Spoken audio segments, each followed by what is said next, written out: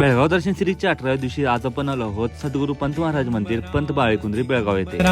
हे क्षेत्र बेळगाव शहराच्या पूर्वेस 12 किलोमीटरवर बेळगाव बागलकोट रस्त्यावर असून याचे क्षेत्रफळ साधारणतः 20 एकर इतके आहे। आता आपण आलो आहोत मंदिराच्या मुख्य भागात। चला तर आज जाऊन पंत महाराजांचं दर्शन घेऊया। तर हे आहेत पंत महाराज। पंत महाराज हे गुरुदत्तांचे अवतार मानले जातात। पंत महाराजांचा जन्म 1855 साली झाला।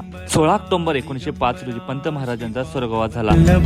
त्यांच्या अंत्यसंस्कारावेळी जी अग्नी दिली होती ती अग्नी आजही जळत आहे। मुख्य मंदिराच्या मागच्या बाजूला पवित्र औदुंबर कट्टा आहे। श्री पंथांना अग्निसंस्कार झाल्यावरती 1905 रोजी एक छोटेसे औदुंबराचे रोप लावले। 1958 साली मंदिर बांधताना औदुंबर भोवती छत्री बांधण्यात आली। त्यानंतर हे पंत भक्तांचे श्रद्धास्थान बनलेले आहे। पंत भक्त आपल्या मनोकामना मनमोकळेपणाने येथे व्यक्त करतात। मंदिराच्या मागच्या बाजूला एक ध्यान मंदिर आहे। तुम्ही बसून ध्यान नामस्मरण करू शकता।